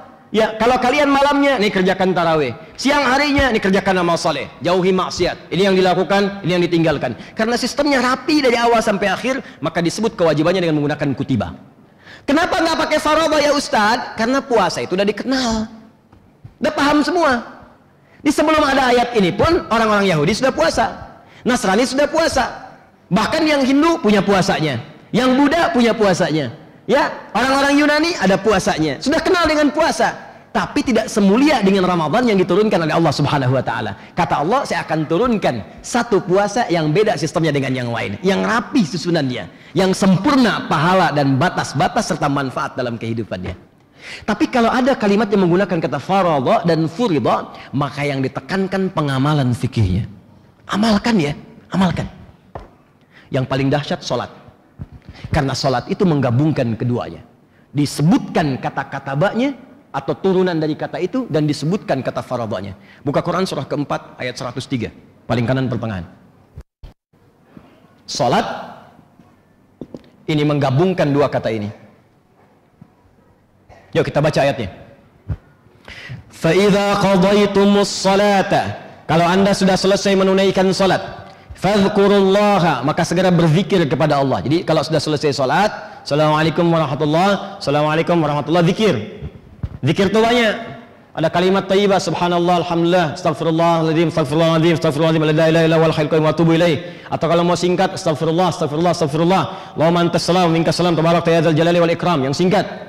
Kalau mau dipadukan dengan doa yang lain, Allahumma antas salam minkas salam wa ilaika ya'udus salam fa hayna rabbana bis salam wa adkhilna jannata daras salam tabarakta ya dzal jalali wal ikram. Ya, yang singkat tadi ada di hadis Muslim nomor hadis 571. La ilaha illallah wa la syarikalah, lahul mulku wa lahul hamdu wa ala kulli syai'in qadir. Hadis Muslim nomor hadis 573. Ya, masuk kemudian ke subhanallah, Allahu akbar, al-ikhlas, falaq, an-nas, ayat kursi dan sebagainya. Jadi zikir itu bisa thayyibah. Ya, baca Quran itu zikir. Quran surah ke-15 ayat 9. Mengulang Quran itu zikir. Mengulang, menghafal Quran surah ke-4 ayat 17, 22, 32, 40, zikir. Berdoa zikir, makanya boleh salat berdoa karena doa disebut zikir. Quran surah ke-7 ayat 205. Wadhkur rabbaka fi nafsika tadarruan wa khifatan wa dunal jahri minal qaul. Boleh. Makanya Nabi pun berdoa setelah salat. Di mana ditemukannya? Buka Ibnu Majah nomor hadis 925. Doa Nabi singkat dan padat. Ya, kalau memang itu diperlukan sama. Allahumma inni as'aluka ilman nafi'a wa rizqan thayyiba wa amalan mutaqabbala. Kalau anda pengen yang lain karena belum ada yang disebutkan di zaman Nabi, silahkan tambahkan. Zaman Nabi nggak ada ujian, UAN nggak ada, UAS nggak ada, UMPTN nggak ada. Anda sedang kuliah, pengen doa setelah sholat, silahkan. Ya Allah, mudahkan ujian saya ya Allah. Ya, tapi yang bagus. Jangan anda sendirian. Ya Allah, mudahkan untuk saya, sulitkan bagi yang lain ya Allah. Luluskan saya yang lain jangan ya Allah, supaya saya nggak ada saingan. Nggak boleh. Minta yang baik-baik. Minta. Boleh, silahkan. Nah, yang paling menarik, fadhkurullaha qiyaman wa qu'udan wa ala junubikum. Kalau anda selesai sholat, walaupun buru-buru, tidak menghalangi anda untuk zikir. Anda pengen cepat-cepat, ada dinas, ada pekerjaan, tapi kan sambil jalan bisa berzikir. Apa nggak bisa dari berdiri sampai ke tiang masjid sana baca istighfar, astagfirullah, astagfirullah, astagfirullah. Sambil ke mobil, subhanallah, subhanallah, subhanallah. Sambil berjalan silakan. Duduk kalau tenang silakan. Sambil baring silakan. Fa idza ma'nantum fa aqimus shalah. Kalau sudah tenang, enak, tunaikan salat dengan nyaman, termasuk salat sunnah. Ujung ayatnya, lihat ujung ayatnya. Innas salata kanat 'alal mu'minina kitaban mauquta. Pakai kitab. Sungguh salat itu bagi orang-orang beriman, kata Allah, saya tetapkan waktu yang sangat teratur. Aturannya tentang waktunya disebut menggunakan kitab. Kitaban mauquta. Dari kataba. Waktunya disusun. Isya malam nih. Ya, awas, maghrib menjelang malam. Zuhur siang-siang, asar ke tengah sore, subuh disebut sholat subuh sampai isya teratur. Bahkan kalau mau dijama diatur. Yang boleh dijama yang berdekatan. Zuhur ke asar silahkan. Asar ke maghrib karena zuhur udah dengan asar nggak bisa ke maghrib dengan isya. Subuh diletakkan paling jauh ke isya, jauh ke zuhur. Makanya nggak bisa jama zuhur dengan subuh. Entar saya jama aja deh, itu kesiangan namanya. Ya, jama zuhur dengan tahajud nggak bisa, subuh dengan tahajud nggak bisa dijama. Karena itu letaknya jauh, diatur waktunya. Bahkan ketika ditekankan kalimatnya menggunakan faradha, innalladzi farada 'alaikal qur'ana laradduka ila ma'ad. Kata Allah, Muhammad, aku yang mewajibkan semua hukum dalam Al-Qur'an, aku pasti akan mengembalikan engkau pada kematian.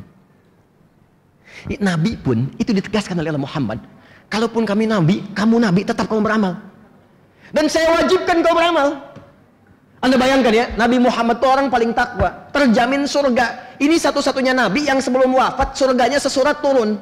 Sebelum wafat turun sesurat. Inna a'tainakal kautsar fasalli lirabbika wanhar inna syani'aka huwal abtar. Itu satu surah tentang surga. Makanya Al-Imam Asy-Syafi'i berfatwa dengan bismillah dijaharkan di dalam salat karena mengambil riwayat ketika hadis ini turun. Kata Nabi tersenyum tuh. Sahabat tanya, kenapa Rasulullah engkau tersenyum? Kata Nabi, barusan turun satu surat kepadaku, Bismillahirrahmanirrahim. Inna a'tainakal kautsar, fasholli lirabbika wanhar, inna syani'aka huwal abtar. Kata Imam Asy-Syafi'i, karena Nabi Muhammad ketika membaca surat itu menggunakan Bismillahirrahmanirrahim dengan kalimat jahar, maka beliau berfatwa dengan jahar. Ahmad bin Hanbal dengan sir, silent. Ya, Imam Malik, Imam Abu Hanifah tidak membacakannya. Abu Hurairah baca rakaat pertama jahar, selanjutnya tidak, karena ada 70 hadis tentang basmalah di sini. Tapi poinnya, surah Al-Kautsar, satu surah yang diturunkan menjamin Nabi masuk surga dengan semua kenikmatan yang paling indah. Satu-satunya Nabi yang akan diberikan nikmat surga sampai merasa puas, Nabi Muhammad. Di surat Ad-Duha, wala saufa yu'tika rabbuka fatarda. Muhammad jangan khawatir, entar kalau sudah ke surga, saya berikan kau nikmat sampai puas. Padahal kaidah nikmat itu nggak ada yang puas. Orang tuh kalau sudah dapat nikmat nggak pernah puas, Bu, Pak. Nih saya contoh ya, Anda tuh dapat sepeda nikmat bukan? Nikmat. Kalau sudah dapat sepeda, puas nggak? Biasanya kalau dapat sepeda pengen apa? Motor. Makanya disebut sepeda dan motor, disingkat sepeda motor. Udah punya motor pengen apa? Mobil. Udah punya mobil pengen apa? Kereta. Naruh di mana? Tuh. Udah pengen kereta, pengen pesawat, nggak pernah puas. Jadi sifat nikmat tuh kalau diberikan selalu pengen nambah. Tapi kata Allah, saya akan berikan padamu Muhammad nikmat di surga sampai kamu puas. Sampai mengatakan saya ridho ya Allah, saya puas. Tingkat paling tinggi cuma Nabi Muhammad. Tapi sedahsyat nikmat itu pun tetap ada ketegasan dari Allah. Kata Allah, innalladzi farada 'alaikal Qur'an farada 'alaikal Qur'an wa radduka ilal ba'd. Muhammad, walaupun statusmu nabi, statusmu rasul, tetap aku wajibkan engkau untuk beribadah sesuai dengan semua syariatku. Dan ingat, engkau akan wafat. Nabi aja disebutkan kalimat begitu, apalagi kita yang bukan nabi. Tunjukkan pada saya ada ayat yang menjamin Anda langsung masuk surga. Tunjukkan pada saya ada ayat yang mengatakan pada Anda, engkau Joni, saya akan masukkan ke surga sampai puas misalnya. Nggak ada.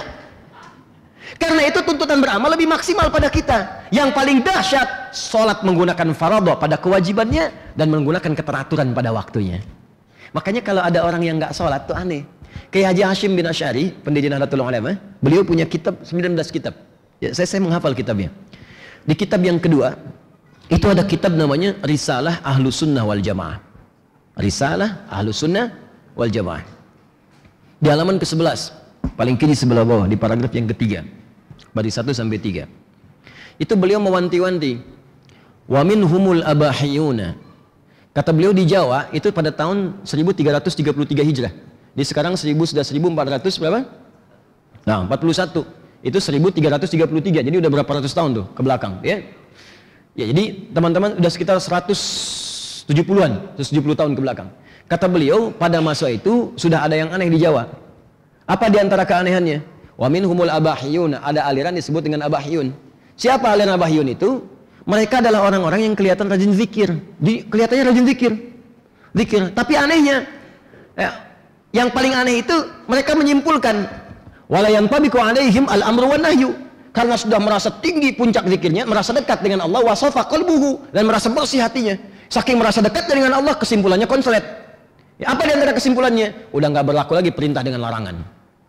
Dia sudah nggak ada perintah lagi karena sudah tinggi, udah dekat dengan Allah. Nih saya udah dekat nih, jadi perintah sholat udah nggak berlaku lagi. Di sholat itu hanya berlaku bagi yang masih latihan. Tuh, saya latihan, Anda latihan tuh.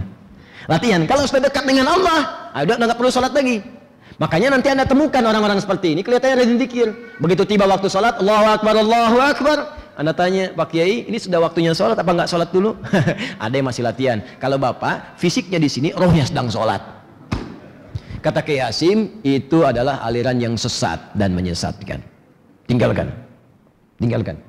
Sekarang kalimat itu di copy paste sama orang liberal. Saya pernah ditanya sama orang liberal, Ustaz, sholat itu kan mencegah perbuatan keji dan mungkar. Jadi kalau sudah kita bebas dari perbuatan keji dan mungkar, ya nggak usah sholat lagi. Saya bilang, Mas, meninggalkan sholat itu termasuk perbuatan mungkar. Dah, selesai. Kita tinggalin aja, udah. Ya, meninggalkan sholat termasuk perbuatan mungkar. Nah, jadi di sini ada kalimat wa faradnaha, berarti tuntutan kepada kita. Kata Allah, kalau Anda inginkan cahayanya Anda dapatkan, maka pertama setelah Anda pelajari, segera amalkan apa yang dipelajari itu. Jelas? Kalimatnya menggunakan waw, memberikan kesempatan pada kita untuk belajar. Artinya, jangan nyimpulkan sendiri. Baca terjemahan, langsung diamalkan. Wa qatilul musyrikina haitsu wajadtumuhum. Bunuh orang-orang musyrik di mana kamu dapatkan. Langsung cari pisau, tusuk. Cari pedang. Nah, itu nggak bisa begitu. Cari ilmu dulu. Tanya para ulama. Ya, Ibnu Majah nomor hadis 233. Wa innal ulama warathatul anbiya. Dan para ulama itu pewarisnya Nabi. Ulama itu pewaris Nabi. Dekat dengan Nabi. Karena disebut pewaris Nabi, maka ada ciri ulama. Apa di antara cirinya? Ilmunya bersanad sampai ke Nabi SAW. Makanya orang Imam Muslim menulis kitab Sahih Muslim, buka jilid pertama, halaman 119, yang terbitan Darul Hadis, ya, warna biru dongker. Kata Imam Muslim, lihat nih, babul isnadi minaddin. Bab belajar ilmu yang sanadnya tersambung kepada Nabi, bagian yang penting dalam agama. Siapa yang punya ilmu dengan sanad? Para ulama. Para ulama dekat dengan Nabi. Anda dekat dengan saya. Anda punya anak. Anak Anda diusili orang, Anda marah. Ulama dekat dengan Nabi. Anda cari masalah dengan ulama, Nabi marah pada Anda. Jadi kalau masih ada ulama, jaga. Anda pengen cari ahli pertanian, di IPB banyak.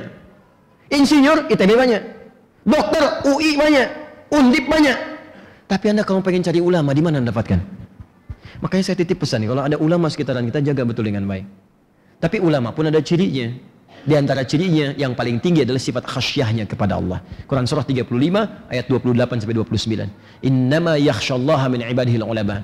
Kata Allah, ulama tidak diukur dengan gelar. Apakah kiai atau ustadz atau yang lain, tapi ulama diukur dengan khasyahnya, tingkat khusyuk dan takutnya kepada Allah.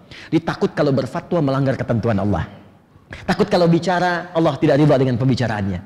Makanya nggak ada ulama mengatakan semua agama sama. Menuju Tuhan yang sama, cuman caranya beda-beda. Itu pasti bukan ulama. Ya, makanya nggak ada ulama yang mengatakan zina itu boleh. Ya, zina itu halal, itu bukan ulama. Mau gelarnya S3, S4, kerupuk 2, dan lain sebagainya, nggak ada. Jelas ya? Yang terakhir, sampai sini dulu. Karena faradha tadi saya katakan terkait dengan fiqih, muamalah, maka surat An-Nur pun sudah diberikan kode oleh Allah. Isinya akan banyak terkait dengan aspek-aspek fiqih. Khususnya terkait dengan muamalah. Bagaimana laki-laki bergaul dengan perempuan? Bagaimana perempuan memilih laki-laki yang punya cahaya? Ustadz, saya pengen cari suami yang soleh. Apa cirinya? Nanti Anda akan temukan di surat itu. Nih, ada pria-pria yang kalau Anda lihat, baru kelihatan aja itu cahaya. Udah ada bocoran dari Allah. Termasuk dari laki-laki yang belum menikah. Ya, saya doakan insya Allah cepat menikah ya. Ya. Banyak amat amin ya. Ya, setidaknya sebelum kiamat kurang 2 hari lah ya. Ya. Nanti ada caranya. Ya, ada cara bermuamalah dengan mata, cara bermuamalah dengan tangan. Ya, ada cara bermuamalah dengan pakaian, akhwat, kapan berkerudung, bagaimana tipe kerudungnya, bagaimana pakai jilbabnya, boleh enggak dibuka jilbab, kalau pengen dibuka seperti apa keadaannya, kalau sudah semakin sepuh, bagaimana batasan yang boleh dibukanya, ada di sini semua. Bagaimana seorang perempuan yang walaupun sudah sepuh, 60 tahun, 70 tahun, 80 tahun, tapi masih ada cahaya dalam dirinya. Ada di sini semua. Ya, dan yang paling dahsyat, di sini kita akan diajarkan bagaimana kita bermuamalah dengan Allah Subhanahu wa taala ketika kita menghadap Allah dan mendapatkan cahaya yang sempurna dari Allah. Kalau Anda sudah masuk ke level ini, Allahu Akbar. Mohon maaf ya, Anda akan jadi bagian dari hamba yang kalaupun belum minta sudah dikabulkan oleh Allah Subhanahu wa taala. Ini baru dua lafaz nih. Ya, belum sempurna ayatnya nih, ya. Kemudian sebentar, saya tutup dulu. Wa anzalna fiha ayatin bayyinatin la'allakum tadhakkarun. Saya tutup sampai sini dulu. Dan di ayat ini pun, di surat ini kami akan turunkan keterangan-keterangan yang jelas tentang hukum-hukum ini. Perhatikan nih ketersambungan kalimatnya. Pertama kata Allah, saya turunkan satu surat yang kalau engkau pelajari, engkau dapat cahaya. Kedua, kalau sudah belajar, engkau amalkan supaya engkau dapat cahayanya. Yang ketiga kata Allah, ini bukan sekedar saya terangkan, ini bukan sekedar saya turunkan ayatnya, tapi pun saya terangkan keterangan-keterangannya sampai jelas, supaya engkau tidak bingung mengamalkannya.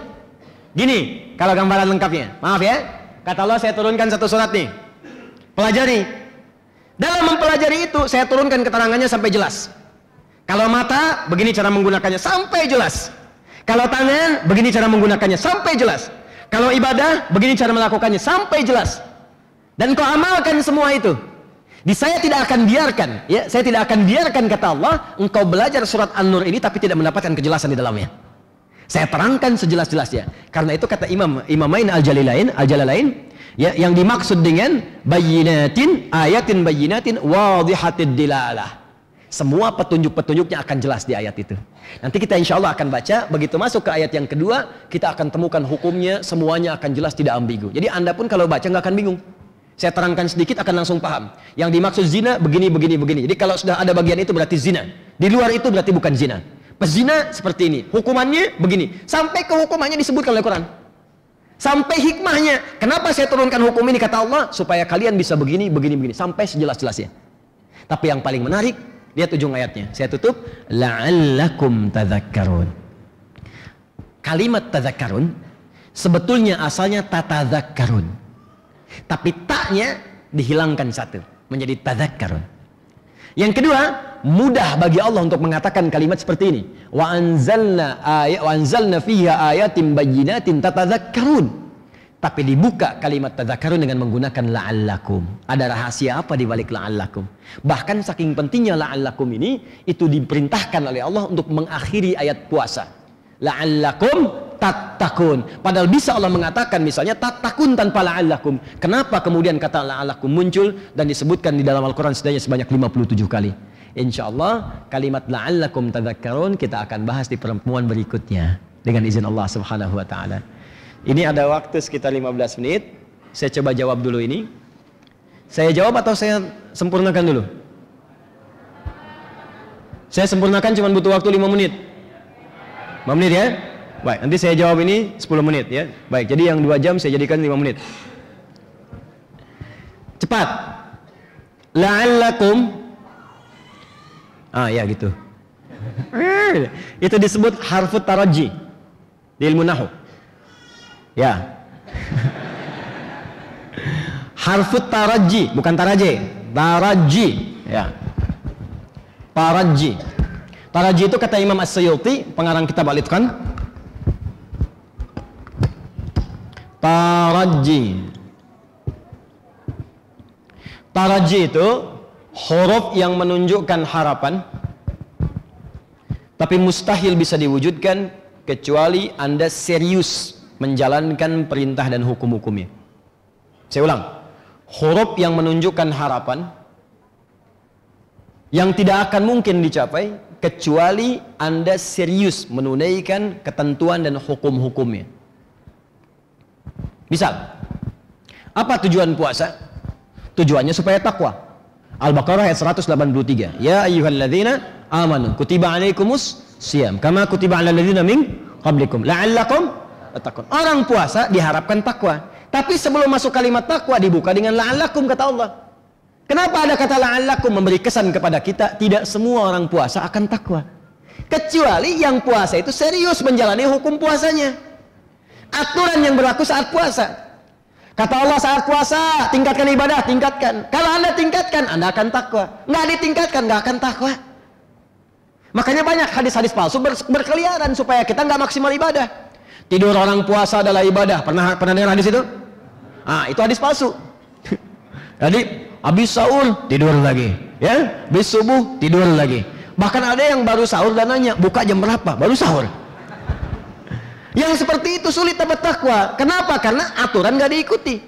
Kata Allah jaga, tahan perbuatan maksiat. Puasa menahan maksiat. Makanya orang sejahat apapun, kalau sedang puasa bisa liburan pak. Ya, koruptor tuh libur dulu korupsinya. Kalau sedang puasa. Pencuri libur dulu. Bahkan pemarah pun itu bisa nggak marah saat puasa. Anda bayangkan kadang-kadang ada orang marah, nggak ada sebab, nggak ada hujan, itu bisa marah. Tapi saat puasa tenang aja. Jam 6 kurang seperempat, jam 6 buka, jam 6 kurang seperempat diprovokasi orang. Kamu begini, padahal dia pemarah, nggak marah, biasa aja begini. Temannya bingung, kok ente nggak marah? Ntar habis maghrib, maghrib tuh, maghrib lupa. Jadi nggak semua orang puasa itu bisa takwa kalau saat puasanya tidak serius dia jalani. Sama persis dengan yang ini. Kata Allah, saya turunkan satu surah ini supaya engkau dapat cahaya dan supaya engkau bisa dekat dengan Allah. La'allakum tadhakkarun. Asal kata kalimatnya dari kata zikir. Zikir itu kalau bahasa Indonesianya ingat. Zikrullah, ingat Allah.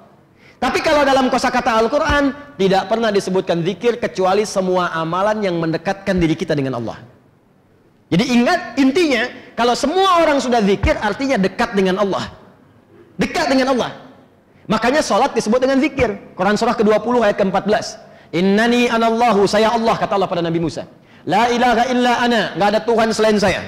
Fa'budni, sembah saya. Bagaimana menyembahmu ya Allah? Wa aqimis sholata li zikri. Tunaikan sholat supaya engkau dekat denganku. Makanya ketika kita sedang sholat, kita merasa dekat dengan Allah. Quran disebut zikir. Quran surah 15 ayat 9. Inna nahnu nazzalna dzikra wa inna lahu lahafidhun. Kami telah turunkan Al-Quran sebagai zikir. Makanya ketika Anda baca Al-Quran, Anda merasa dekat dengan Allah. Doa, zikir. Quran surah 7 ayat 205. Wadhkur rabbaka fi nafsika ya tadarruan wa khifatan wa dunal jahri minal qaul. Kata Allah, kalau sedang punya masalah, sebut aku. Berdoa, minta padaku dengan khusyuk dalam jiwamu. Berdoa disebut zikir. Makanya kalau orang sedang berdoa merasa dekat dengan Allah. Yang disebut Allah, ya Allah, ya Allah, ya Allah. Tuh, istighfar, zikir. Kalimat thayyibah, zikir. Quran surah 4 ayat 103. Fa idza qadaytumus salata fadhkurullah. Kalau habis selesai salat berzikir.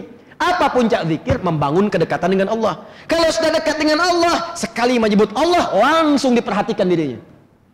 Kalau Anda sudah dekat, makanya sholat itu latihan supaya dekat. Kalau sudah dekat, rajin sholat, rajin tahajud, sampai Anda dapatkan kenikmatan sholat. Ciri orang yang nikmat sholatnya, dia ketinggalan sholat sunnah pun hatinya gelisah. Kalau belum nikmat, maaf, ketinggalan fardu pun biasa. Ini udah qomat nih, tenang aja, asalnya masih 2 jam lagi. Masih biasa. Tapi kalau Anda sudah nikmat sholat, ada halawatul iman, kenikmatan iman, Allahu Akbar, tertinggal tahajud pun. Subuh jam 4:08. Anda bangun jam 4, begitu bangun ya Allah terlambat, disebut terlambat, padahal subuh aja belum.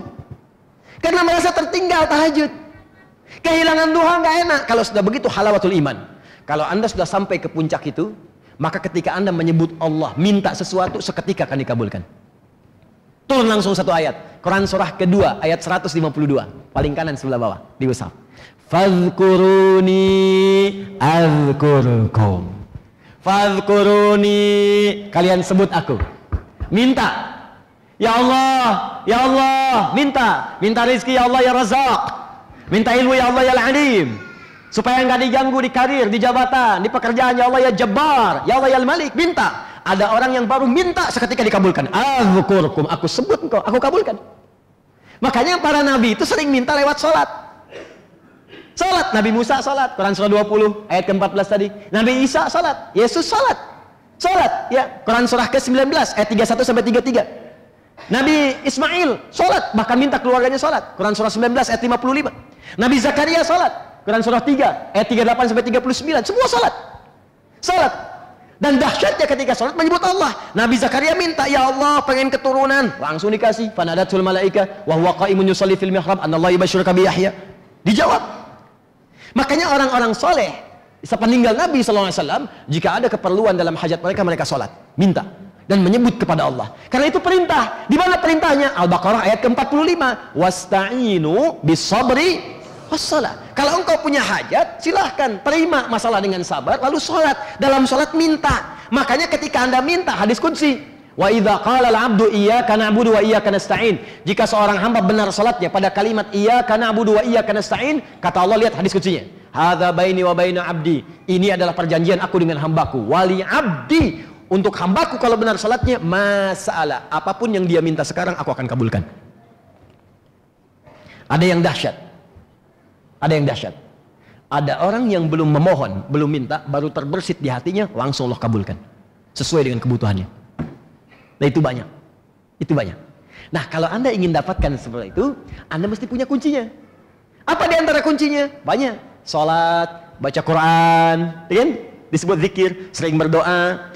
Tapi ini saya turunkan, kata Allah, satu surat langsung yang kalau Anda pelajari dan amalkan isinya, Anda mendapatkan cahaya yang dengan cahaya itu Anda langsung dekat dengan Allah. Ingin apapun langsung Allah kabulkan. Karena itulah di ayat pertama surah An-Nur, Allah buka dengan kalimat tadzakkarun di ujungnya. Saya turunkan surat ini, bagi saya, kata Allah, nggak penting apa yang kalian kerjakan, tapi ini penting buat kalian, supaya kalian dekat dengan saya. Kalau sudah dekat dengan saya, apapun yang kalian minta, aku berikan. Bahkan kalau kalian belum memohon dengan suara kalian, terbesit di benak kalian, aku akan kabulkan, kata Allah, sepanjang itu kalian butuhkan. Di Allah menurunkan surat An-Nur ini untuk kita, Pak, Bu. Ibu pengen apa? Kata Allah, saya kasih. Jangan-jangan selama ini bukan aku nggak kabulkan, kalian masih jauh dariku. Masih ada maksiat nih kayak gini nih. Nih. Ya. Kalau gelas gak ada tutupnya begini, dimasukin apa aja gampang. Tapi kalau sudah ada tutupnya, tisu begini terhambat. Seperti ini, gak akan masuk. Kata Nabi, kalau orang sudah maksiat di hadis Muslim, maka di hatinya ada naktas sauda, noda hitam, nutup nih kecawan hatinya. Semakin tertutup jadi hijab begini. Makanya ada orang yang diingatkan susah, dengar azan marah-marah. Lihat orang pakai pakaian Muslim malah marah. Ya, lihat orang baca Quran jadi sewot. Susah diingatkan. Innal ladzina kafaru sawaun 'alaihim anzartahum am lam tunzirum la. Kenapa? Karena di hatinya ada hijab, di telinga ada hijab, di matanya ada hijab. Khatamallahu ala qulubihim wa ala absarihim ghishawah. Masalahnya apa? Karena rajin maksiat. Buka lagi sampai An-An'amnya, ayat ke-25-nya. Wa fi adhanihim waqra. Kenapa di telinganya ada sumbatan? Makan yang haram. Makannya haram. Bukan cuma makanan-makanan dalam jenis yang fisik, babi haram, bukan cuma itu. Maaf. Makan harta haram, korupsi haram, mencuri haram, menipu haram, nyogok haram, riba haram. Karena masuk ke dalam dirinya, makanya mendekat ke hukum Allahnya susah. Jadi kalau banyak yang haram, mendekat ke hukum Allah susah. Mau sholat susah, baca Quran susah, berhijab susah, ya, mau sholat susah. Nanti kata Allah, ini saya turunkan nih, belajar dari sini. Kalau sudah kalian amalkan semuanya, saya jamin kata Allah, kalian saya berikan cahaya dan kalian akan dekat dengan saya. Kalau dekat dengan Allah, apapun yang diminta segera akan dikabulkan oleh Allah Subhanahu Wa Taala. Ya, tapi itu ayat tidak hanya cukup dengan amin. Karena akhirnya ditutup dengan kalimat la'allakum. Karena ada kata la'allakum, artinya tidak semua orang yang belajar surat An-Nur ini akan dekat dengan Allah, kecuali orang yang sungguh-sungguh belajarnya. Karena itu ayat pertama ini menjadi landasan yang paling pokok. Saya ingatkan dari sekarang, mulai pertemuan berikutnya tolong serius belajarnya dan niatkan betul untuk mendekat kepada Allah. Jangan diniatkan karena ustadznya, jangan diniatkan karena tempatnya, jangan diniatkan karena orang datang saya pun datang. Tidak, niatkan karena Allah. Karena sejak Anda meniatkan itu, kemudian hisab mulai berlaku. Innamal a'malu binniyat. Jadi begitu amal diniatkan, hisab Allah langsung berlaku. Hisab itu perhitungan Allah, langsung diberikan tuh pahalanya dan langsung diberikan jaminannya. Jadi begitu Anda tahu, oh tanggal sekian pembahasan An-Nur, niatkan saya akan datang karena Allah untuk merubah diri saya supaya lebih baik di hadapan Allah. Begitu Anda niatkan, dicatatkan di jalan sebelum berangkat meninggal. Saat dicatatkan itu pahala sudah dapat walaupun Anda belum hadir di masjid. Paham? Nah, karena itulah kemudian taknya dihilangkan satu, harusnya tatadzakkarun, tapi dihilangkan salah satunya untuk dipercepat. Tadzakkarun ingin menyebutkan pesan bahwa kalau kalian sudah hafal dan mengamalkan semua isi ini, kalian akan cepat mendapatkan anugerah dari Allah Subhanahu Wa Taala, sehingga tidak akan ada lagi sekat-sekat yang menghambat kalian mendapatkan rahmat Allah. Itulah ayatnya, suratun anzalnaha wa faradnaha wa anzalna fiha ayatin bayyinatin la'allakum tadhakkarun. Kita bertanya, ya Allah, kami sudah nggak sabar. Apa saja cahaya-cahaya itu? Apa saja perintah dan hukum-hukum yang harus kami kerjakan dan yang harus kami tinggalkan? Kata Allah, sabar. Ya, satu ayat dulu. Nanti setelah waktunya kalian siap, masuk ke ayat yang kedua, kita gali pelan-pelan dan kita amalkan pelan-pelan dengan niat ibadah. Jadi insya Allah ya, pada pertemuan berikutnya kita akan masuk pada ayat yang kedua. Kita akan belajar tentang hukum-hukum, tapi sekali lagi niatkan semua itu sebagai ibadah kepada Allah Subhanahu Wa Taala. Saya mohon izin saya jawab satu saja, karena saya jam 10 sudah harus ke Bintaro. Saya coba jawab salah satu di antara sekian pertanyaan ini. Nanti yang lainnya saya akan kumpulkan, dijawab dalam sesi yang berbeda insya Allah ya. Oh, panjang juga ini. Assalamualaikum Ustaz, assalamualaikum warahmatullahi wabarakatuh. Terkadang diri saya bertanya-tanya ketika apa ini? Mohon maaf ya, mungkin bukan tulisannya kurang jelas, sayanya yang kurang bisa membaca dengan baik. Ketika hari kiamat tiba, sangkakala ditiup semua makhluk akan mati. Kemudian yang kedua Allah bangkitkan kembali, dan terakhir penggiringan ke padang mahsyar. Yang saya tanyakan Ustaz, bagaimana kehidupan malaikat setelah hari kiamat, kecuali malaikat Ridwan, Malik dan Zabaniyah? Apakah malaikat hidup dan ngobrol bersama manusia di surga? Jazakallah khair. Nanti setelah meninggal kita tahu ya, insya Allah. Nanti jangan jauh-jauh dulu, entar habis wafat baru tahu gitu ya. Habis wafat meninggal masuk. ada malaikat-malaikat yang oleh Allah kemudian diberikan kesempatan-kesempatan untuk berdialog dengan manusia. Di antara contohnya Quran surah ke-13 ayat 23 sampai 24. Begitu kita masuk surga, sudah disambut oleh malaikat menyampaikan ucapan selamat. Apa kalimatnya? Salamun alaikum bima sabartum. Siapa yang mengucapkan? Malaikat. Apa dalilnya? Wal malaikatu yadkhuluna alaihim min kulli bab. Ada orang masuk surga, disambut para malaikat, menyambut mereka di setiap pintu surga dan mengatakan, selamat Anda masuk surga, selamat Anda masuk surga karena telah sabar dalam beribadah ketika menyembah Allah Subhanahu wa taala. Jelas sampai sini? Baik, wallahu taala adam bis-shawab. Baik, sebelum kita akhiri dengan berdoa kepada Allah, saya ingin sampaikan pengumuman.